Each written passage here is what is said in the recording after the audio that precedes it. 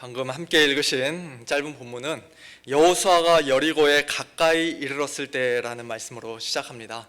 이 말씀만 보면 여호수아가 어떤 경호원이나 비서나 다른 군사들을 데리고 가지 않고 혼자서 여리고 성 쪽을 향해 걸어가고 있었던 것처럼 보입니다. 여호수아가 왜 여리고에 가까이 갔는지 그 이유는 본문이 말씀하고 있지 않지만 우리가 충분히 짐작은 할 수 있을 것 같아요. 하나님의 크신 능력으로 이스라엘 백성이 모두 요단강을 무사히 건넜고 12돌 기념비도 세웠고 또 하나님의 언약 백성이라는 그 정체성을 다시 한번 다지고 갱신하는 그런 할례와 유월절도 다 지켰으니 이제 다음 순서는 무엇입니까? 하나님께서 약속하신 가나안 땅 정복의 첫 관문이라고 할 수 있는 여리고성을 정복하는 것이죠. 지금은 마치 폭풍 전야와 같이 잠시 조용하고 평화로워 보이지만 그러나 조만간 이스라엘과 여리고 사이에 큰 전쟁이 있을 것이라는 사실은 누구나 다 예상하고 있는 일이었습니다. 그런데 이스라엘 자손들로 말미암아 여리고는 굳게 닫혔고 출입하는 자가 없더라고 6장 1절에서 말씀하시는 것처럼 마치 철옹성과도 같이 안에서 문을 꽁꽁 걸어 잠근 채 조금의 빈틈이나 허점도 보여주지 않고 있는 저 견고한 여리고성을 과연 어떤 식으로 어떻게 점령해야 할 것인가? 그 누구보다도 가장 고민이 많았던 사람은 바로 여호수아였을 것입니다. 그래서 여리고성을 혼자 몰래 한 바퀴 돌아보기도 하고 또 혹 취약한 부분은 없는지 자세히 살펴보기도 하면서 이제 곧 치르게 될 그 전쟁의 구체적인 작전과 계획을 세우고자 여호수아가 여리고에 좀 더 가까이 다가갔을 것으로 우리는 조심스럽게 추측해 볼 수가 있습니다. 그게 바로 리더의 마음인 것 같아요. 만일 모세가 지금까지 살아있더라면 그런 고민과 걱정은 당연히 모세의 몫이었겠지만 그러나 모세가 없는 지금은 여호수아가 그 모든 무거운 짐을 어깨에 홀로 짊어지고 있으니 그의 머릿속이 얼마나 복잡하고 그의 마음이 얼마나 무거웠겠습니까? 제가 지난 20여 년 동안 전도사로 또는 부목사로 몇몇 교회들을 섬길 때 저희 담임 목사님들께서는 이런 이야기를 가끔씩 하고는 하셨습니다. 부교역자일 때는 전도사나 부목사일 때는 죽었다 깨어나도 담임 목사의 마음을 이해할 수가 없어. 나중에 혹시 담임 목회를 하게 되면은 그때 가면은 알게 될 거야, 이런 이야기들을 하셨습니다. 당시에는 그런 말이 제 마음에 별로 그렇게 와닿지가 않았었는데요. 지금은 물론 담임 목회 이제 겨우 초년생입니다만 그래도 아주 조금은 그때 하셨던 말씀이 무슨 뜻인지 이해할 수 있을 것 같습니다.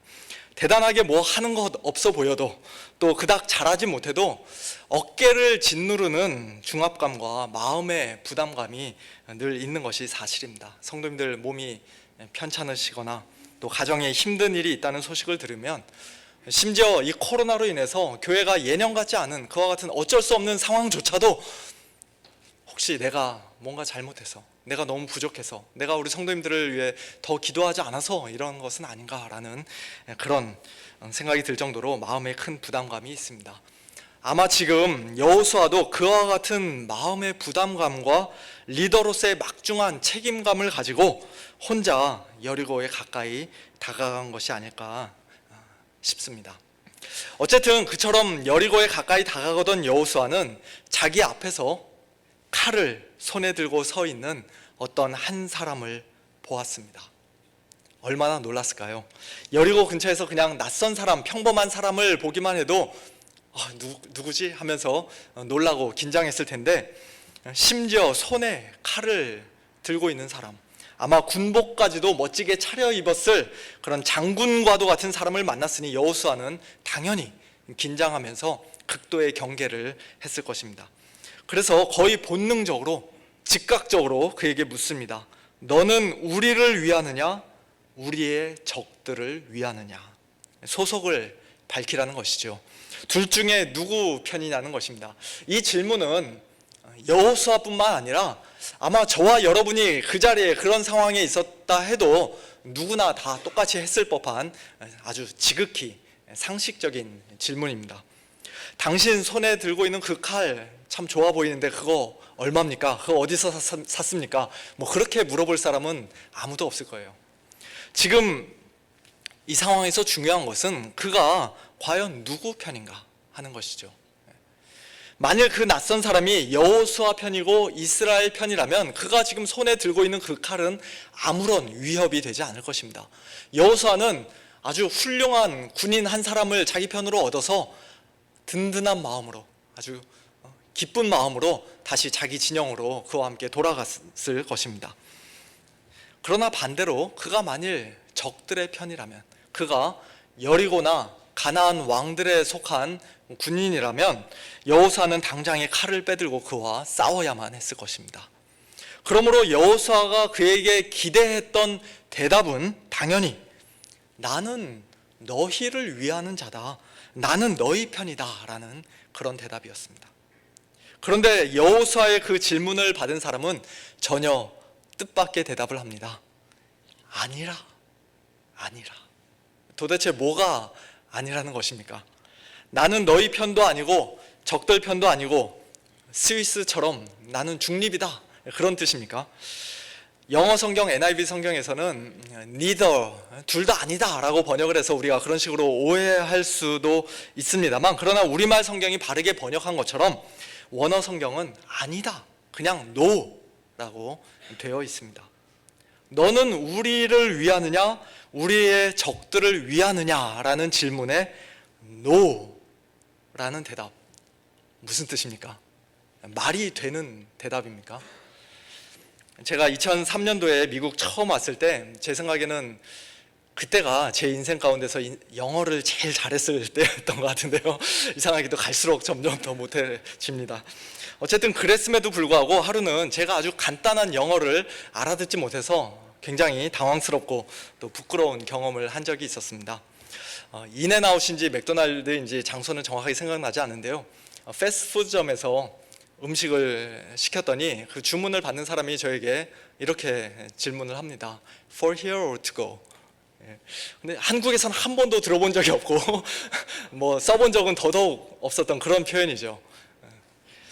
한국에서 제가 토플 시험도 보고 왔고 또 대학원 입학 시험인 어렵다는 그 GRE 공부도 좀 하다 왔는데 난생 처음 들어보는 표현이었습니다. For here or to go?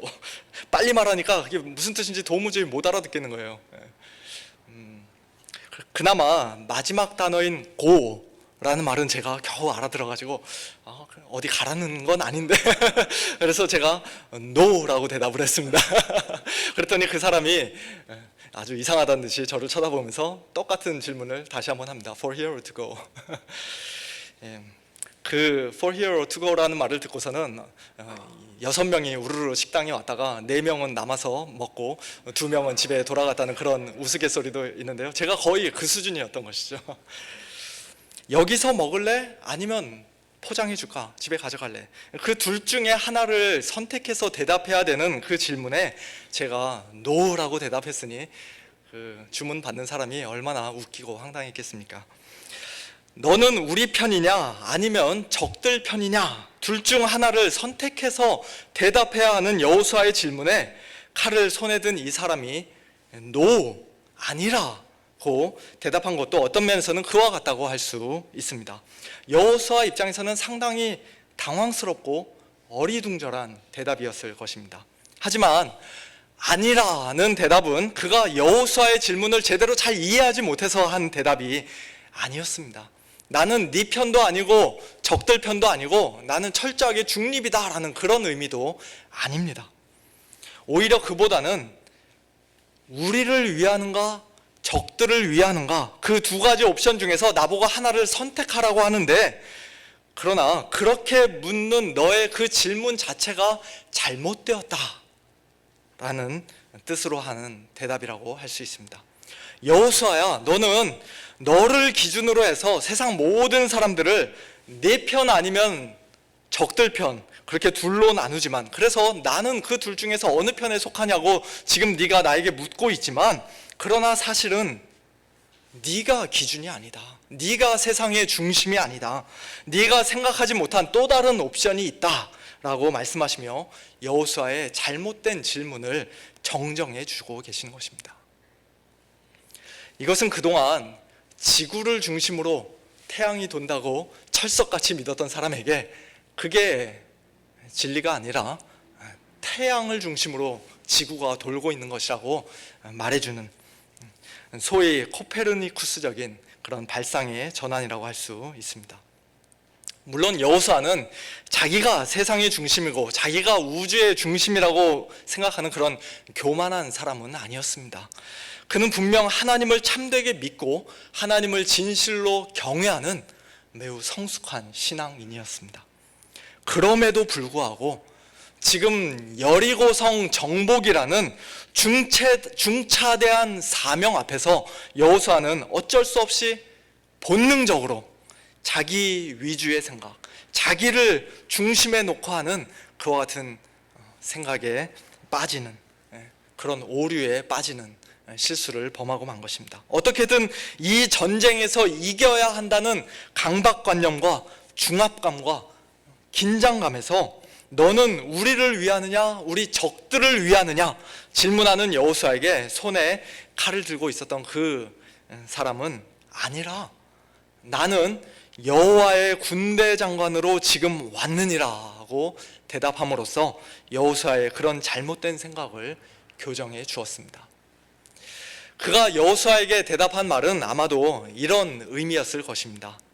여호수아야, 나는 네가 이 전쟁에서 승리할 수 있도록 너를 좀 도와주기 위해 여기 온 일개 병사가 아니라 이 전쟁을 처음부터 끝까지 책임지고 진두지휘해서 결국 승리로 이끌 이 전쟁의 총사령관이다.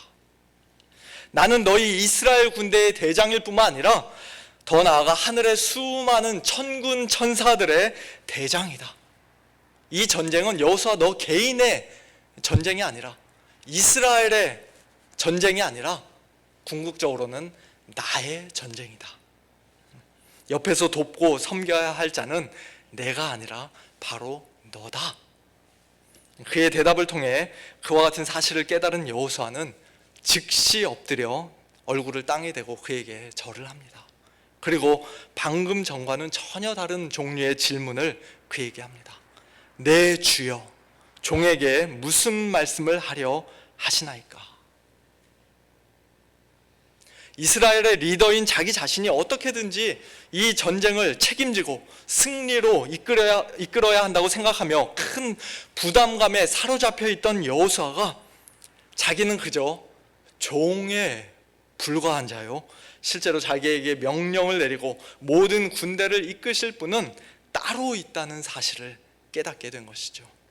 여리고를 정복해야 하는 그 엄청난 사명과 중요한 임무가 자기 자신의 탁월한 리더십이나 뛰어난 전략에 달려있지 않다는 사실을 여호수아가 깨닫게 된 것입니다.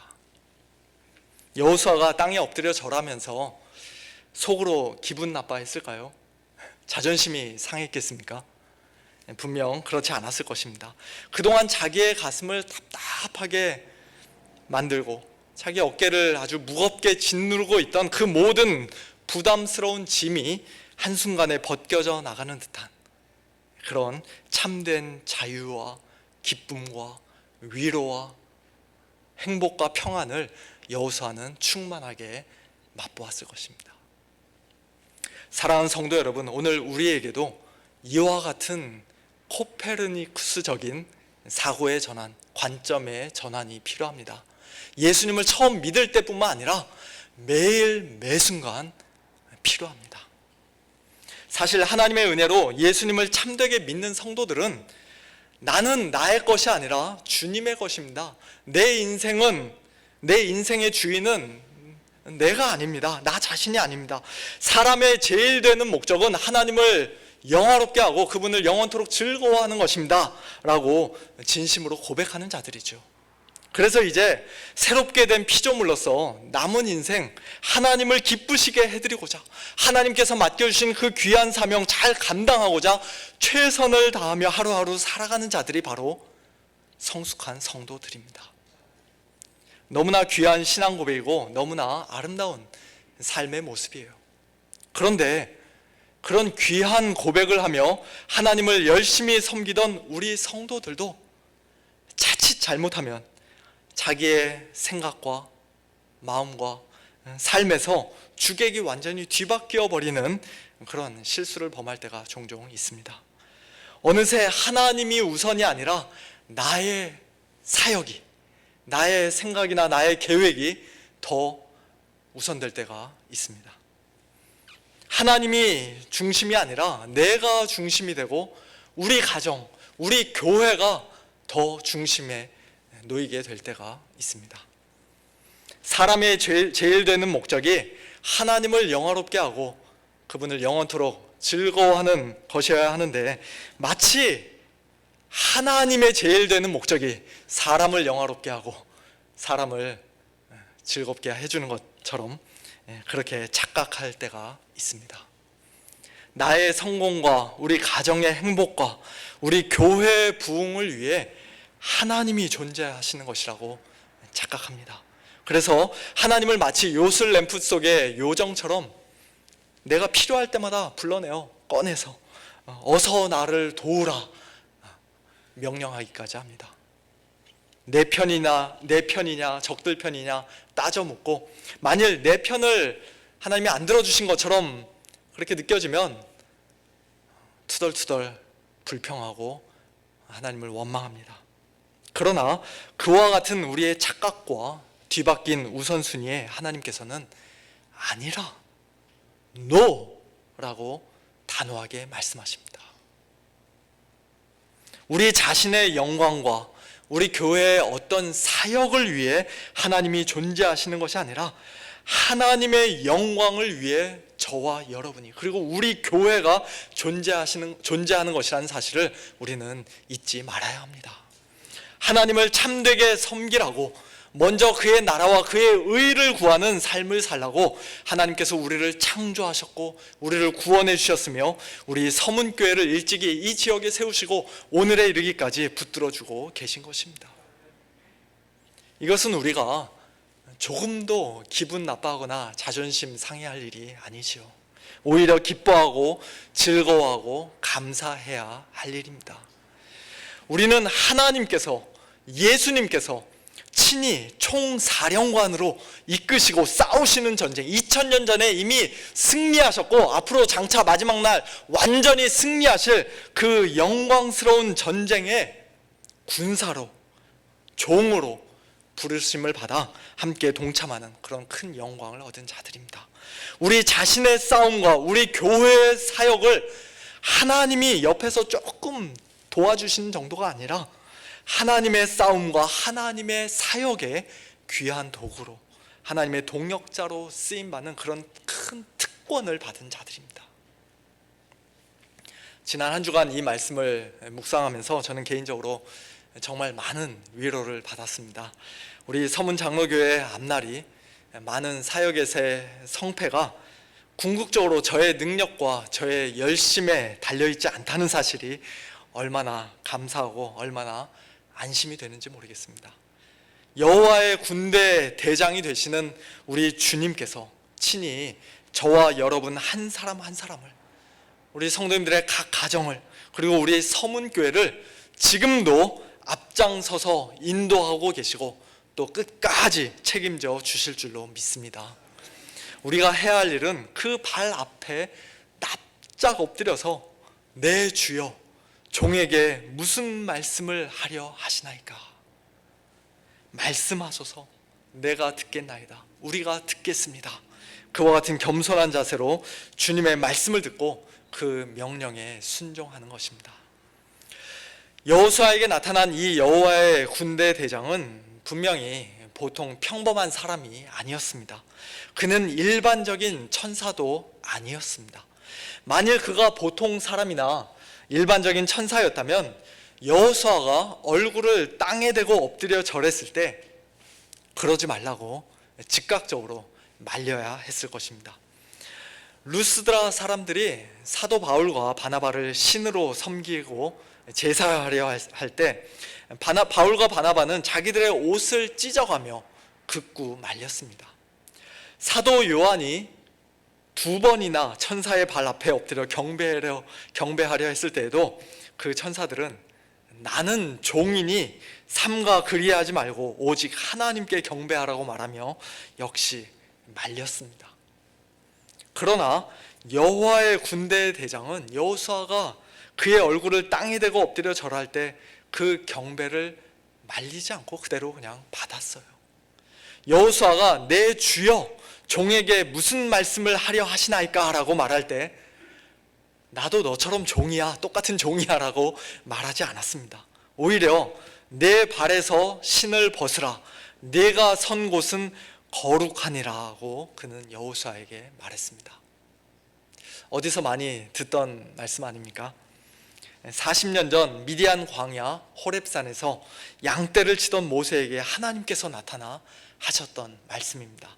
출애굽기 3장을 보면 여호와의 사자가, 여호와의 천사가 떨기나무 가운데로부터 나오는 불꽃 안에서 모세에게 나타나시는 장면이 기록되어 있습니다. 떨기나무에 불이 붙었는데 그 떨기나무가 사라지지 않는 그런 신비한 광경을 보고 모세가 가까이 가려 하자 하나님께서 그에게 말씀하십니다. 이리로 가까이 오지 말라. 네가 선 곳은 거룩한 땅이니 내 발에서 신을 벗으라. 떨기나무 가운데서 모세에게 나타나신 분은 분명히 여호와의 사자였는데 그 후 잠시 후 그에게 말씀하신 분은 하나님이시라고 성경이 말씀하고 있어요. 즉 모세에게 나타난 여호와의 사자는 오늘 본문에서 여호수아에게 나타난 여호와의 군대 대장도 마찬가지고요, 일개 천사가 아니라 하나님께서 친히 눈에 보이는 모습으로, 사람의 모습으로 나타나신 것이라고 할 수 있습니다. 좀 더 정확하게 말하자면 성육신하기 이전에 성자 하나님께서 사람의 모습으로 나타나신 것이라고 할 수 있습니다. 여호수아는 그 여호와의 군대 대장이 누구인지 처음에는 그의 정체를 잘 몰랐지만, 그래서 우리 편인지 적들 편인지 오직 거기에만 관심을 가지고 질문했지만, 그러나 그의 신적인 위엄을 깨닫자마자 여호수아는 그의 발 앞에 납작 엎드려 방금 전과는 전혀 다른 종류의 질문을 던집니다. 내 주여 종에게 무슨 말씀을 하려 하시나이까? 어쩌면 이때 여호수아는 여리고 성을 무너뜨릴 수 있는 전략을 여호와의 군대 대장으로부터, 하나님으로부터 들을 수 있을 것이라 기대했는지도 모릅니다. 그리고 실제로 그 전략에 대해 여호수아는 이제 다음 주일에 살펴볼 6장 2절 이하의 말씀에 통해 이제 구체적으로 듣게 됩니다. 여호와께서 여호수아에게 이르시되 보라, 내가 여리고와 그 왕과 용사들을 내 손에 넘겨주었으니 너희 모든 군사는 그 성을 둘러 성 주위를 매일 한 번씩 돌되 엿새 동안을 그리하라 하면서 좀 더 구체적으로 그 전략을 말씀해 주시죠. 그런데 그와 같은 전략을 말씀하시기 전에 여호와의 군대 대장, 즉 여호와께서는 내 발에서 신을 벗으라, 네가 선 곳은 거룩하니라, 그와 같은 명령을 여호수아에게 하신 것이에요. 그리고 여호수아는 그 명령에 그대로 순종합니다. 옛날 고대 근동 지방의 문화에서 누군가가 신발을 벗는다는 것은 상대방에 대한 극도의 존경과 겸손을 나타내는 표현이었다고 합니다. 그래서 종들은 신발을 신고 다니지 않았다고 하죠. 또한 신발에는 땅에 있는 온갖 먼지와 오물과 더러운 것들이 잔뜩 묻어 있었기 때문에 특별히 거룩한 곳에 들어갈 때에는 신을 벗고 들어가야만 했습니다. 오늘날 중동 지방에서 그 이슬람교를 믿는 사람들도 자기들의 예배 처소인 모스크에 들어갈 때에는 신발을 벗고 들어간다고 하는데요, 그와 같은 문화가 아직 그들에게 남아 있는 것이죠. 수십 년 전 우리 한국교회도 이 강단에 올라올 때는 신발을 벗고 올라왔던 것을 우리 성도님들 다 기억하실 것입니다. 저 아래서부터 신발을 벗고 경건하게 맨발로 또는 깨끗한 슬리퍼를 갈아 신고 여기에 올라왔어야만 했는데, 그 역시도 비슷한 생각에서 나온 문화가 아닌가 싶습니다. 어쨌든 거룩한 곳에 신발을 신고 서 있는다는 것은 뭔가 어울리지 않는 것이에요. 내 발에서 신을 벗으라. 내가 선 곳은 거룩하니라. 여호수아가 지금 밟고 서 있는 그 땅 자체가 본질적으로 거룩해서가 아니라 하나님께서 그곳에 임재하셨기 때문에, 거룩하신 하나님을 친히 만나 뵙는 자리이기 때문에 그 순간에 그곳이 거룩한 장소가 된 것이고, 여호수아는 거기서 신을 벗어야만 했던 것입니다. 오늘 우리가 함께 예배드리고 있는 이 자리가 바로 그와 같은 거룩한 곳인 줄로 믿으시기 바랍니다. 개인적으로 하나님 앞에 엎드려 기도하는 여러분의 골방이 그와 같은 거룩한 곳인 줄로 믿으시기 바랍니다.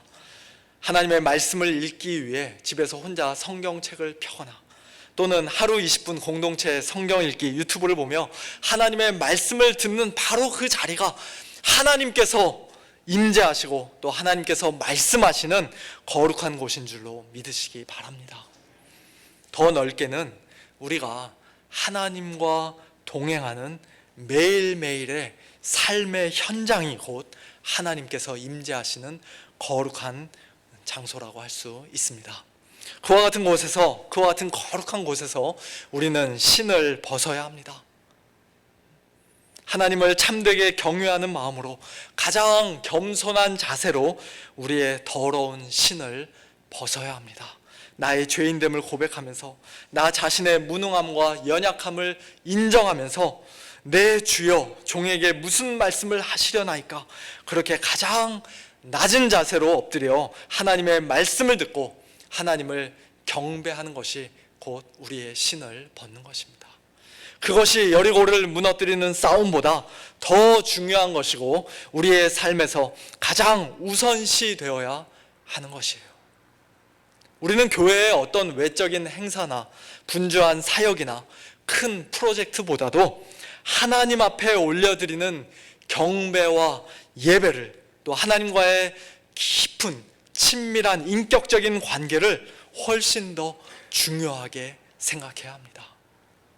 여호와의 군대의 대장 앞에서, 거룩하신 하나님 앞에서 신을 벗고 엎드려 경배하는 이 예배에서 실패하는 자는 굳게 닫힌 여리고성을 자기 힘으로는 절대로 무너뜨릴 수 없습니다. 설령 무너뜨린 것처럼 보인다 할지라도 실제로는 실패한 자가 되고 맙니다. 왜냐하면 자기가 잘나서 한 줄로 착각하고 그 모든 영광을 결국 자기 자신에게 돌릴 것이 뻔하기 때문이죠. 하나님을 바르고 참되게 예배하는 예배자만이 주님께서 명하신 모든 것을 다 행한 후에 이렇게 겸손히 고백할 수 있습니다. 우리는 무익한 종이라, 우리가 하여야 할 일을 한 것뿐이라.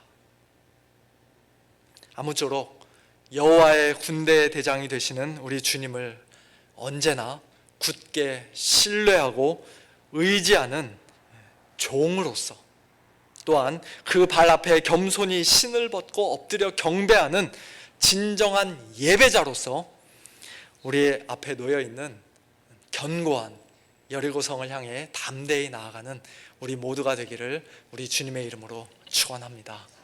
함께 기도하겠습니다. 하나님 아버지, 감사합니다. 죄인일 뿐만 아니라 아무 능력 없고 연약한 저희들을 하나님의 은혜로 불러주시고 구원하여 주셔서 하나님의 나라와 영광 위하여 살아가는 가장 복된 인생들 되게 하시니 참으로 감사합니다. 저희 자신의 성공과 어떤 사역을 위해, 또한 우리 교회의 부흥을 위해 하나님을 하나의 도구로 이용하려 하는 그런 어리석은 자들이 아니라 하나님의 손에 온전히 붙들려 쓰임받는 것을 정말 가장 큰 영광으로 여기는 그와 같은 지혜로운 자들 다 되게 하여 주시옵소서. 늘 낮은 자세로 하나님의 말씀에 겸손히 순종하게 하시고, 무엇보다도 하나님께 올려드리는 예배에 성공하는 그와 같은 거룩한 예배자들 다 되게 하여 주시옵소서. 저희들의 모든 삶과 사역을 통하여, 저희들의 각 가정을 통하여, 우리 서문교회를 통하여 오직 하나님 홀로 영광 받아 주시옵소서. 감사드리며 예수님의 이름으로 기도하옵나이다. 아멘.